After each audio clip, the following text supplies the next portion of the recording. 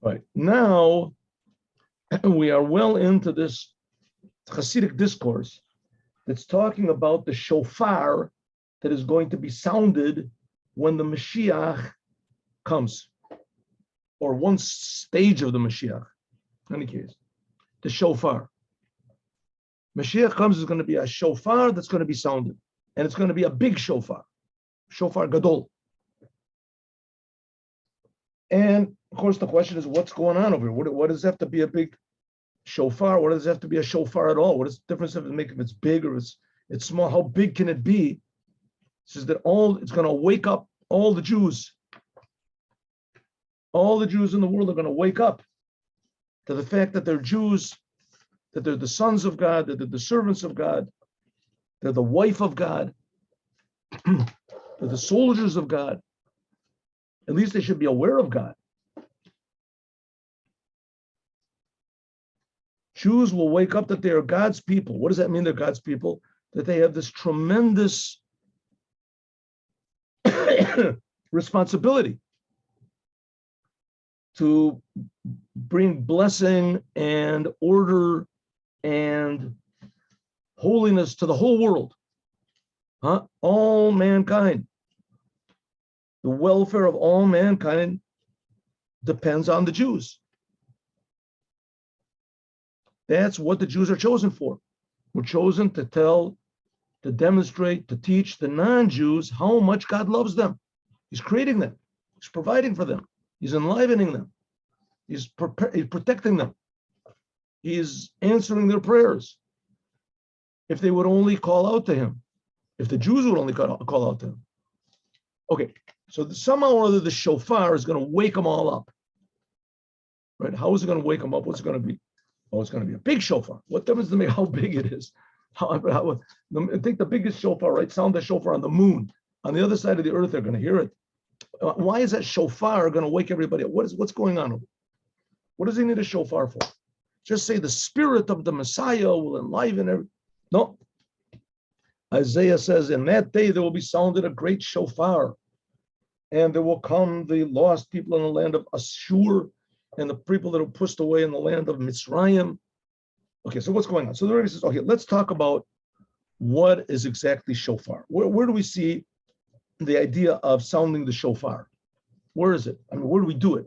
In Rosh Hashanah. Actually, the first time it says shofar is talking about the Jubilee year on Yom Kippur. And from that, they learn out that you also have to do the same thing on Rosh Hashanah because there's words that are similar in the Torah. See, the Torah is written in this code. So there are some things that can be taken at simple face value. But that's very rare in the Torah. Almost everything has to have an explanation. Everything. Even the 10 Commandments. We talked about this before. Don't kill. Maybe it means don't kill bacteria. What does it mean? You have to have explanation. And another thing is it says that Rosh Hashanah, the first day of the year, says Yom Teruah Yelechem. It's a sound of a trumpet blast, and they learn from different words that it's referring to the shofar. Good. It says Rosh Hashanah. Let's talk about this idea of what is Rosh Hashanah. Rosh Hashanah is New Year's Day. New Year's Day is the ultimate Jewish holiday. Whenever we get to every holiday, it's the ultimate Jewish holiday, right? Next, I'm going to be saying the same thing about Yom Kippur, ultimate Jewish holiday, higher than all the others. Then you get to Sukkot, ultimate Jewish holiday, higher than all the others. Well, it's true because you keep going up in holiness, so everything that happens is up. In any case, Rosh Hashanah is the ultimate Jewish holiday. Why? Because the Jewish people are the only ones that know or even care exactly when the world was created. And we celebrate that day the world was created. To be more exact, the completion of the world, which that's, when is a child born? When he's completed. The world is born when it's complete. You don't say a birthday of a child is when he was conceived. Same thing, the world. Hayom, Haras Olam. The world is given birth when Adam was created. That was the sixth day of creation. Adam was created. What's the job of Adam? The job of Adam is to make God a king. The job of Adam is to make God a king over the world. Don't ask why. It's a very deep Kabbalistic secret, which I don't know. It's a secret to me also. But God decided for some reason to make this world where he would be completely concealed and put man into the world and make him revealed. So to speak, it's a thing that God cannot do on his own. God has not got any evil impulse or any selfishness or the forgetfulness or whatever is egotism. God doesn't have these things that he has to overcome his own nature. So man is in the world and he has to overcome his own nature and he has to fix up the world. And therefore God gave him the Torah and he gives them all sorts of an extra soul. The Jewish people get an extra soul and it still doesn't work. So that's why we have to have the leaders to come and to teach us what's right. So it says that's we have to make a God a king. How do you make God a king? It says you make God a king by doing what God wants. You do what God wants. Torah, commandments. You have love of God. You have awe of God. You have understanding about God. You force yourself to do what God wants. That draws down God and what says how he fills the world, how he's higher than the world. Mamali call me, Soviv call me. We start to realize that God is enlivening the world and he's creating the world brand new every instant and every single Rosh Hashanah. Whoa. God makes a whole new allocation of what type of life force is going to come into the world, what's going to be a good world, a bad world, a bad the history of that, whatever occurrences, what's going to happen in the world. Is there going to be famine? Is there going to be this? God decides in the beginning of the year by means of the Jewish people.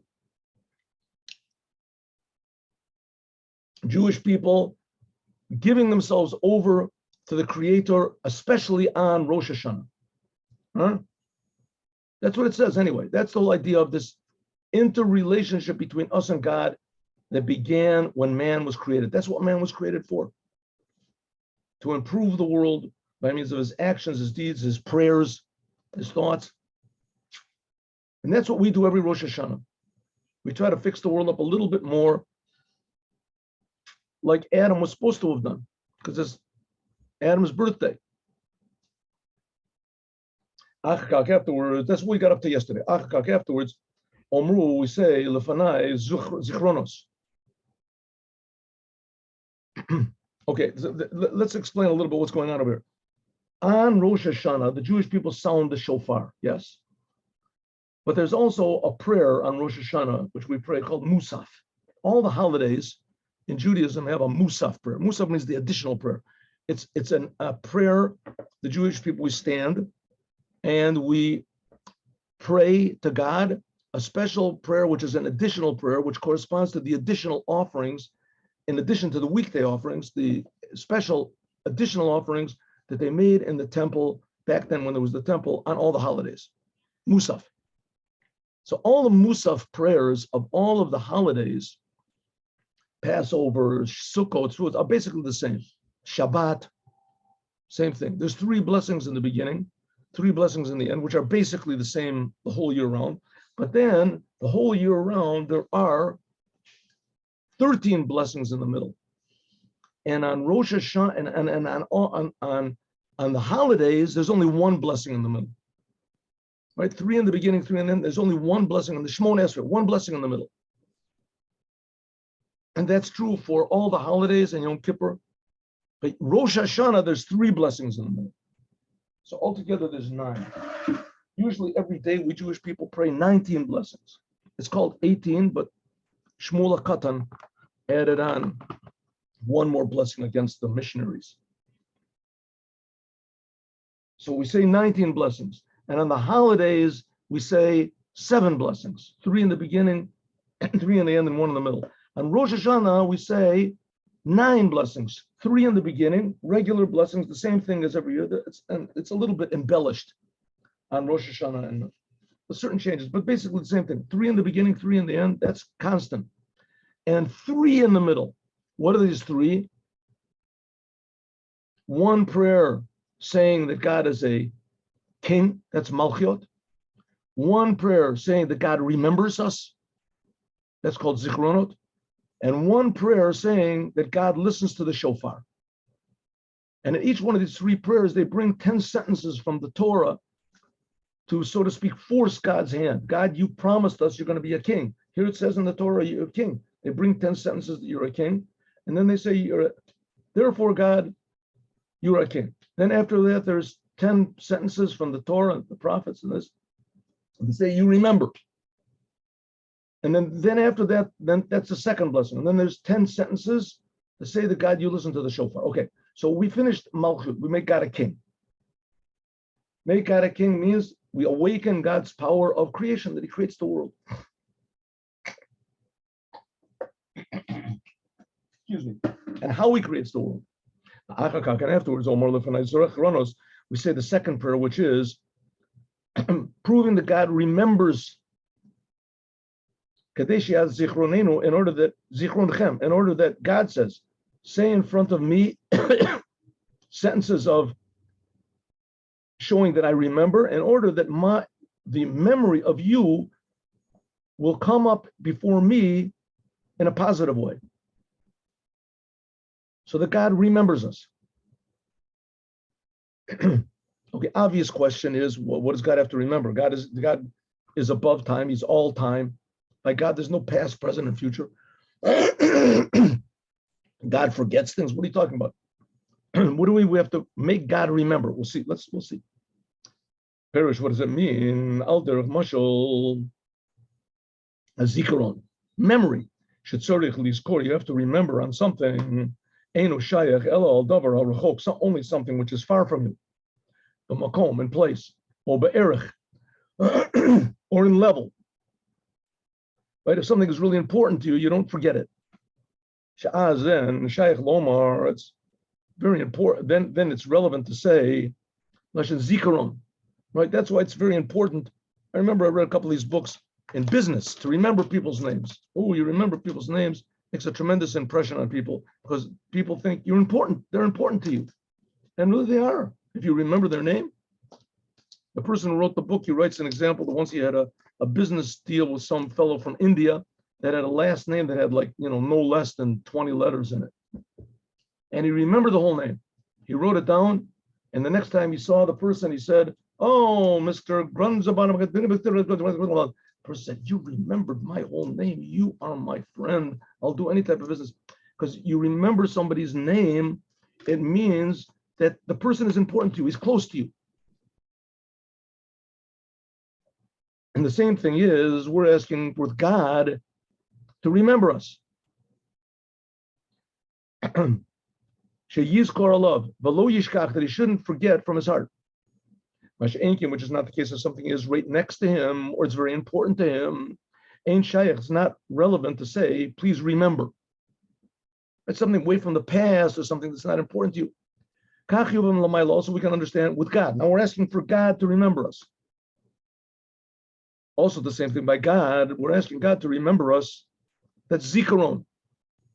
She'anu omrim, we say, bo, to God, blessed be He. Yala zichronenu, may our memory come up to you. In other words, where you bring up the memories of us in a positive way. Why do we say that? Who it is? Because the fact is, the worlds, the lower worlds, or the upper worlds, with all the angels, which the upper worlds are close to God, right? Wrong. Hari be'emes kamei, in front of God, haim kalom mamish, the worlds are like nothing. Katipa me'unkurus, like a little drop of water from the Atlantic Ocean or Pacific Ocean, whatever. He called Iker Chayosim because all the life of the world is min machshava echad, just from one little thought. She'ol b'machshava, that rose up in God's thought, liot hitavut, that there should be creation of the world. Atzilut, an emanation of the worlds. And this is called machshava keduma, one little thought. Okay, so what's the Rebbe trying to point out over here? What he's pointing out almost in every single mimer. How incredibly mistaken we are to think that we are real. How incredibly mistaken we are. We think we're real. I mean, if we're not real, how are we reading these books? Who does the Rebbe writing to? So he says, the fact is that we are a creation of God. And we are created from a tremendously, incredibly, infinitely watered down version of reality. What is reality? Right? It's like telling somebody you're going to give them $1 million. You take a picture of, you draw a picture of $1 million, and then you take a picture of that drawing, and then you take a picture of that picture, and then you ask children in school to make a drawing of that picture that they saw, and then you take a picture of that picture, and then a picture of that. After about 5,000 pictures, you can imagine what's left of the original $1 million, whatever. And how far it is. Take that picture of the picture and take it to the bank and try to deposit it. They'll call the police on you. That's not $1 million, but it is a picture. The same thing as this world. This world is like a picture of a picture of a picture of reality. And it's a drawing and then a picture of the drawing. And you gave the drawing to like children in kindergarten and say, here's a picture that somebody made. Will you draw this picture? Let's see if you can draw it. And the kids draw it, and then somebody else takes a picture of a photograph of that picture. And finally, in the end, what do you have? It says, what did you bring home? It's a picture of $1 million. I'm going to talk to your teacher. What type of $1 million is? What are you talking about? That's the world. We think the world is real. In fact, it's a picture of a picture of a picture of a ray, of a simile, of a drawing, of reality. True, it's being created by God, but it's being created by God in such a way that God is totally concealed from us.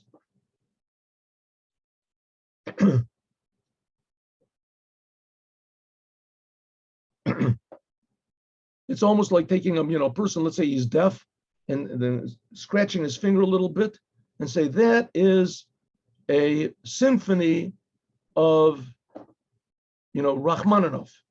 That's a symphony. What are you talking about? Scratching his hand. You don't hear anything. There's no music. There's no nothing. It's something. It's a little something, right? That's a symphony of Rachmaninoff. What are you talking about? So it's the same thing. What we're looking at, this world, this is not reality.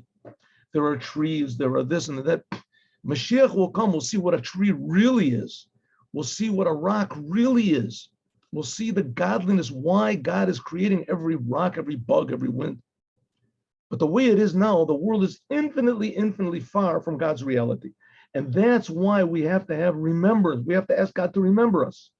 Commercial bit like one thought in your soul, right? Think one thought that you thought 7 years ago in relation to all of your whole soul. Take a person that's like 98 years old and say, do you remember there was one thought that you thought 85 years ago? Do you remember that thought? It was at 9:15 in the morning and 7 seconds. Do you remember? What are you talking about? Of course I don't remember. What's that? That's ridiculous. Well, that's what the world is like, infinitely more so. The world is like one little thought in regard to the essence of God. If so, the world is so far away from God. So why is God creating the world? So that's the whole point, to make the world real. The world is a tremendous, deep mystery. And this mystery is totally concealed from us to the point where we think that there's no mystery. On Rosh Hashanah, which is the day the world was created, when the world was finished, Shechoza, that everything goes back to like it was in the beginning. Mevachim, we request from God, Yizkor, that he should remember. What should he remember? He should remember on this first thought that he had when he created the world, Sha'olta Lo, that came up in his mind, B'techilat Atzilat Olam, when God emanated the worlds. Like we said before, since really, he kalom mamish chashiv, since the world is like nothing compared to God, and it cannot be compared in any way to God's reality. And therefore, mevakshim, we request from God, zachrenu, remember God. What should he remember? Remember, sheyachzor lislabish bebechinas machshava. Go back to that first thought. Some people make the mistake of saying that because the world is so far away from God, then the world is just a big bluff. It's a big mirage. It's not to be taken seriously at all. You have to get out of the world, have nothing to do with the world, become a monastery, become a monk, a nun, or whatever you want to become. but don't have anything to do with the world. That is a holy person. This is a very terrible, a destructive mistake. Because the fact of the matter is the world is tremendously precious to God. That's the whole story of the Bible. This physical world, tremendously impressed. If it's so impressive, it's so important to God, then why do we keep saying the world is nothing? It says because God's original thought of creating the world and concealing it, there's a real, tremendous, deep reason why everything exists. And that reason is concealed from us with a million veils. And we're asking that God, he should remember that first reason. Even though it's just like one little thought compared to infinity, but remember that reason. So the world is what do you say, insignificant to God. How much more so this little thought of the world is insignificant to God. It's one little thought. But nevertheless, somehow or other, deep down, this thought is tremendously important to God. Why God created the world. We're asking God, please remember that thought. That's what it says in Shofar. Remember the deeds forever. And God remembers the deeds forever, or the deeds of the world. And God visits Yitzuri Kedem, all of the primordial beginning formation of the world.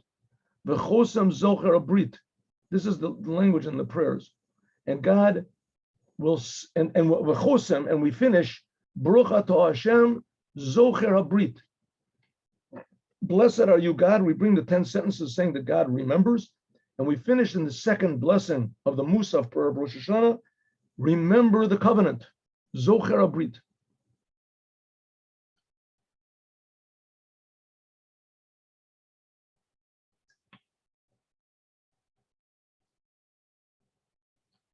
Wait, one minute.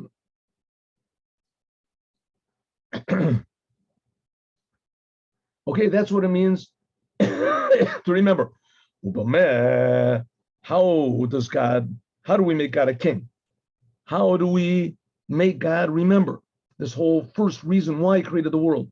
How do we do it? Again, it depends on us. That's why God created man, that we actually cause God to, change his mind, if you want to call it that way. Wait, how do we do it? B'shofar and shofar. That's the third blessing we say. But also by sounding the shofar. In shofar, the whole idea of the shofar. Now we're going to get to this big shofar of the Moshiach. This whole idea of the shofar. Right, for those of you who don't know what the shofar is, here, you see, we're going to sound the shofar. Yeah, this is the shofar. Here, see? Can you see it? Not make it bigger. Let's make this big. Somebody said we should make the picture bigger. Here we go. Oh, shofar. See, it comes from the animal, horn of the animal, something like this. Cut it off, and there it is. They straighten it out. Shofar.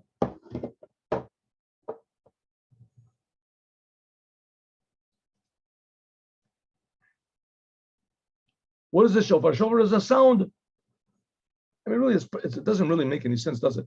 Here we have in Rosh Hashanah, the holiest day of the year. We're reminding God why he created the world, reminding God of the Jewish people. We're trying to influence God to make a good world. So someone should stand up and give like over an essay or a beautiful poem or something.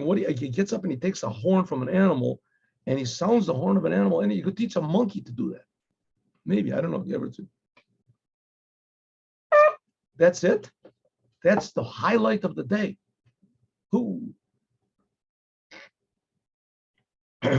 Sounding the shofar in the middle of the day.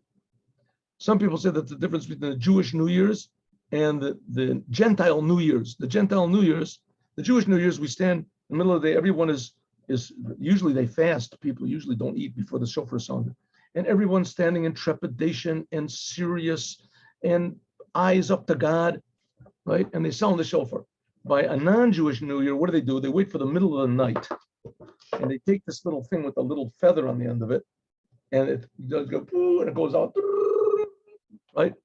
And everybody's all drunk and all knocked out, and right in the middle of the night. And that's the Gentile New Year. And everybody, right? Okay, exactly the opposite, right? They say lightheadedness, no comparison. New Year's parties, all these terrible things happen at the office New Year's party. Okay. But Jewish people, they all go that we're screaming out to God. But the question is why? Get a cantor up there and let him scream out to God. Huh?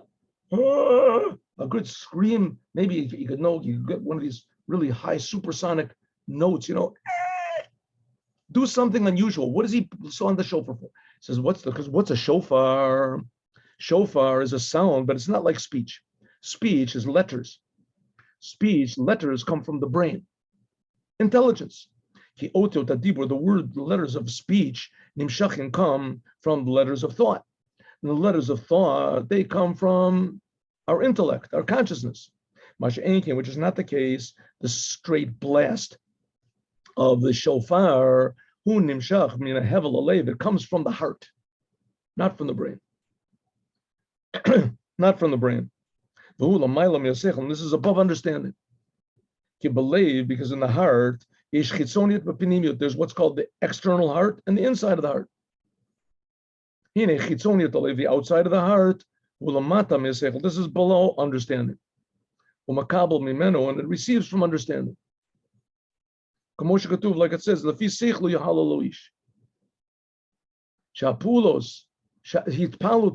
the emotions of the heart are according to what a person understands. Connoted like it's known. Right? People are attached to their car, they're attached to logical. But this is only according to chitzoniously. That only affects the outside of the leg. You can convince someone, right? You convince someone to change. I am a Democrat. I love the Democrats. If somebody comes and explains it to him, you should know it's not so. Okay, I am a Republican. Right? You can be all excited about it, but it's according to logic to some degree. It used to be anyway. I don't know if it's that way anymore.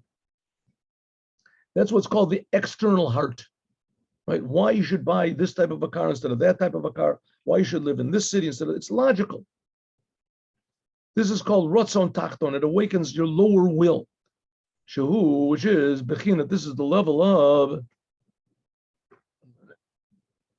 the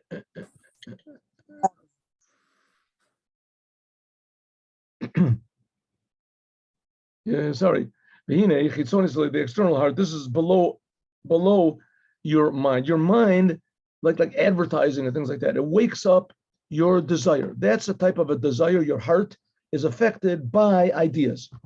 This is only according to that. This is the only external part of the heart. It's called Ratzon Tachton. It's called your lower will. This is the external will of the heart. Hanolad, which is born from the level of thinking of your mind. But the inside of the heart, which is called your upper will, it does not receive a nimshach from the mind at all. It's above understanding. Like, for instance, we said a son is willing to give his life for his father. Right? Is willing. What does his son get out of it? He gives his life. He doesn't get anything out of it. It doesn't make any sense. It's my father. I'm saving my father's life. Right? There are people, they risk their life. This is in a way which is above understanding. That's called the inside of the heart. That's what it says. Levavi, Sur Levavi. Says the Jewish people, God said, you are the bundle of my hearts. Shamash Mashnei Levavos, there's two hearts. Hainu Bechinas Chitzonis Alev, the external of God's heart and the internal of God's heart. That what it says, Moach Shalit Alev. There's other places where it says that the brain, thought, rules over the heart. Hari al Chitzoni Alev, only on the outside of the heart. Shenolad Me'asechel, that comes from intellect. Your mind rules over it. Right? Like there's people that are, let's say, addicted. A guy's addicted to alcohol, and he can go to classes and they convince him. They convince him why he has to stop drinking. He's convinced 100%. He's convinced 100%, realizes it's this bad, terrible thing, and he goes out and he takes a drink. Why? Because the inside of his heart is not connected to intellect at all. It has to be something, his wife leaves him, he gets put in jail, he gets beaten up, something happens to him that's just illogical. It doesn't make any sense, right? And he realized, listen, I have to stop drinking. Why I have to stop drinking? Because I'm going to get put into jail again because of this. And it still doesn't work. As soon as he's not in jail, right, he'll go back to it again. Because somehow or other, he's got some sort of a blemish on the inside of his heart. The only thing that'll stop him is if there's this 12-step program that says you have to pray to God or some power above you. You have to get something that is more meaningful to the inside of your heart than taking a drink. Very, very difficult to find. That the brain rules over the heart. That's the external heart of opinimism, but the inside of the heart, Yoter Gavor, is higher from the brain. Look, and therefore the brain receives from the heart. You do it like it's known, Sheikar Amazonot.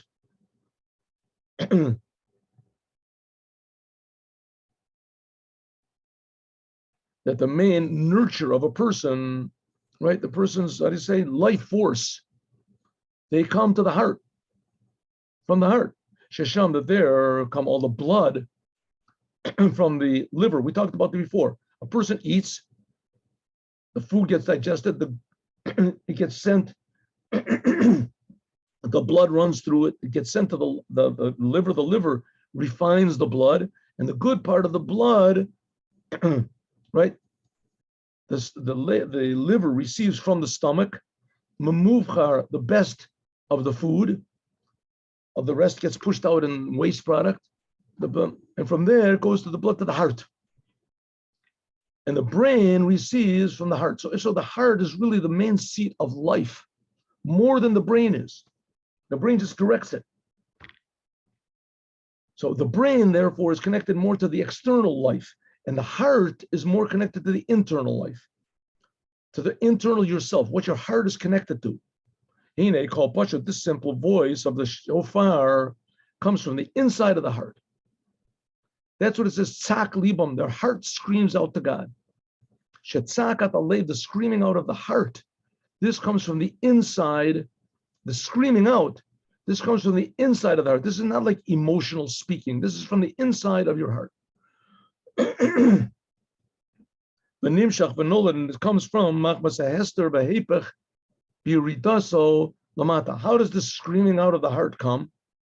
What is it? Where does it come from? So says the Rebbe, and a Jew, which is possibly the only true example of the screaming out of the inside of the heart, because another person, let's say he screams out because his child is taken from him, because something happens to his mother, his father. But you have to have an awareness that that's my father, that's my, right? You say, listen, it wasn't really your son, right? They make a DNA check. My son has been kidnapped. So he comes and says, listen, we made a DNA check and it's not really your son, right? DNA son. Your wife had relations with somebody else. It's not, oh, not my son. All of a sudden he's not excited anymore. What happened, right?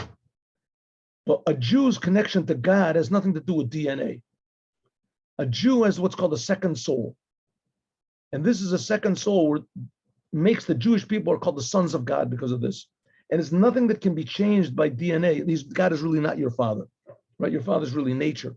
A Jew knows inside that it's not so. Somewhere down deep inside of a Jew, when he's far away from this truth, his heart is affected. When he feels that he's far away from the face of the king, because of this, the soul, the screaming out to God is great. There's revealed the inside of the heart, which is in every single Jew to God, which is above any sort of understanding. So what's the Rebbe saying over here? God creates the world. God is infinitely good, infinitely true, infinitely alive, and we are infinitely not true, good, alive, of a little tiny bit of truth, a little tiny bit of this, and we totally misinterpret all that. We pay attention only to the wrong things. When a Jew feels suddenly how far away he is from the truth, how far away he is from reality, how far away he really is from his father, namely God, is when you have a feeling, a reality, a certainty, he gives a scream. What have I done? Where am I? What's happened to me? This is the level of a Baal Tshuva, what's called the master of return. And therefore, Omer Rizal, the rabbis say, She'en tzadikim gamorim yocholim lamod, even total holiest Jews cannot stand in a place where there is a Jew that is returned, Baal Tshuva. Why? Because this Baal Tshuva, this Jew which is returning from ignorance, he was far away from Judaism, and he came back, genuinely came back to God. He burst out of the darkness. He dug his way up from under the ground. The tzaddikim can't do this. And therefore the rabbis say that tzaddikim can, that the highest, holiest Jews can't stand in a place where a Jew that has come from darkness stands. That's the whole reason why God put the souls into the bodies. That even the tzaddikim, even the most holy, righteous, pure Jews should return to God. Do tshuva. This is Aramaic. And when the soul was up in heaven, the soul was pure. That their whole being, their whole life was like the angels. They were just getting pleasure from true life. This is like the tzaddikim in this world. The avodas, the service of God is b'seichel. They are aware that God is creating them. They are aware that God is creating the whole world. They are aware of God's love, of God's awesomeness, of God's power. They're aware that the whole world is just a total miracle. Every detail of the world is just an amazing miracle being created by God every instant, and everything has a purpose. And everything is screaming out, God is one. And I don't hear it, but the tzaddikim hear it. Righteous Jews. They're of services with awareness, consciousness. Like it says, Da'at Elokeh, you should know God. But afterwards, that's how all the souls are, all the Jews, when they're in heaven. But afterwards, when the soul comes down into the body, and the nefesh habahami, then into the animal soul, natural soul, then suddenly the soul becomes dark, trapped, changes identity, hypnotized. And when a person realizes, oh, where am I? What have I done? Because a Baal Tshuva, the Shuv L'mayla, to return above. Yesh Master Malim, because he feels that what he thinks is reality is really just concealing over true reality. Because of this, Tigdal Tza'aka, he'll scream out. This is what's called the inner essence of the heart. Like the rabbi says, Yadua, the Ikar Tshuva, the main thing of Tshuva is in the heart. What does it mean, Tshuva? Davka. He's galus penimis alev, revelation of the inside of the heart, Shilamaila, which is above even the tzaddikim, etc. And this tshuva, this idea of tshuva, returning to God, he mizeh atzmo, from itself. What do you mean he thinks? What does it mean itself? That a person starts to contemplate and think. The otzem richuko, how far he is from the truth. Asher Yered Paloim, that he's come down so low. The Al Gan Eden Atachton, and on this Gan Eden Atachton, like a person, let's say that he's right, he was a nice person, a rabbi, and suddenly somebody gets for whatever reason it is, he gets addicted to drugs. Let's say he had a pain, a toothache, and he takes, opiates or something like that, and he gets addicted. And he gets addicted to drugs. And before that, he was, an example, an ideal person, and he was an example for the community, and he was good for children, good taught people. He was married. So all of a sudden he gets addicted. And he gets addicted to drugs, and he takes it, and he loses all of his money. There's people that do this with gambling and everything. And one day he needs the money, so he decides he's going to steal from his parents. He goes and he gets a gun. He says, I'm going to shoot dad, and then I'm going to get the inheritance, right? And suddenly dad opens up the door and says, "Hi, son, how are you doing? Wow, I haven't seen you for a long time." And suddenly he thinks to himself, "What am I doing? How have I fallen so far? This is my father that loves me. What am I going to do? I'm trying to kill him for this thing." And he screams out from the essence of his soul, "Help me." Ah! Right? Who is the enemy? Himself. He has to break out of his own imprisonment. Huh? I'll repeat this again. I know I told the story a lot of times. When I was young, as that was when television was just starting, right? So they used to have a program called Superman. It was really tremendously popular. I don't remember anything really of the Superman. I just remember, you could see how it was obviously when he was flying through the air, you could see obviously he was laying on a table and there was a fan blowing. I mean, it was blowing his cape, I don't remember it, but one I do remember is that Superman got a message that there were people trapped in some prison in a like a tower. So they're all trapped, and Superman, they play the music, da, da, da, da, and they show Superman flying through this, and he used to break through walls with his chest. He would go like that, boom, and it broke through. So here these people are inside, and this is on television. Nobody ever saw things like this. And we see it from the people's point of view. They're up in chains. They're in chains, and Superman breaks through the wall.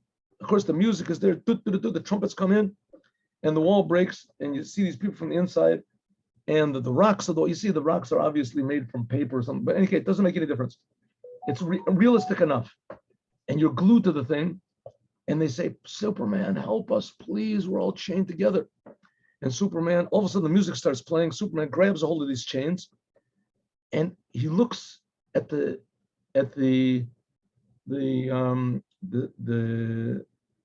he looks at the camera. Superman looks at the camera and he says, "These chains are made of paper. You've been hypnotized." He says to the people, turns to the people, "You've been hypnotized. These are made of chains." He repeats, "The chains are made of paper." And they say, "No, Superman, we can't get out. They're chains." And he realized these people are hypnotized. And, maybe in Krypton, where he came to, there was no such thing as, he didn't exactly understand the inner workings of hypnosis. So all of a sudden the music plays again, da, da, da, da, da, da, and he breaks the chains, which are only made of paper. And this affected me tremendously deeply. I was a child, I don't know, maybe 5 years old. I don't remember how old I was. I was tremendously affected by this, that people could actually be hypnotized and be in chains, and they're not in chains. They could have just gotten out. They would still be in the chamber, but he took them all and he flew out through the hole that he made in the wall. But the point is that I remember that, wow, a person can actually be hypnotized and think that he's in chains, and he's not. He has to have somebody come to get him out. So we have God. It says God is a Melech Ozer Moshiach. God saves us. But the fact of the matter is, a person can think to himself, "What have I done? I've hypnotized myself. I'm so far away from God." And he screams out himself. Superman did not burst through the wall. You have to break your own hypnosis. Says that's the whole idea of the screaming out of the shofar. It's the screaming out from the essence of the heart of every Jew, screaming out to God. "Please, God, get me out of here. I'm hypnotized. I'm in chains of my own device. Help me," screaming out to God, make the world a good place, make the world a unhypnotized place, a real place. And that's by means of the shofar. What has this got to do with Mashiach and the big shofar? We'll find out, God willing, tomorrow. Now we're going to learn the Devar Malchut of the Rebbe.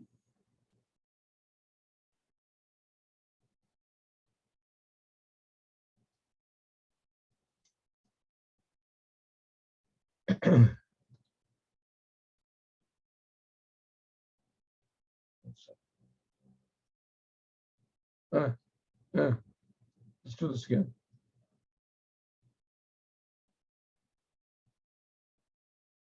I cut it out. Okay, 1 second. Excuse me. I made a mistake over here. Take just a couple minutes. Here, let's see. 1 minute. 1 minute. Don't give up. There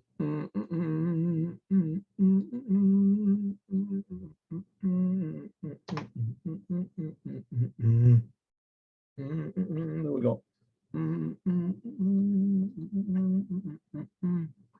Am I recording? Am I not recording? Here, 1 second. This thing always sort of baffles me. Here we go. I'm sorry, you don't know what I'm doing over here, but I'm sort of all fablunged over here with the pictures. What's the pictures? This.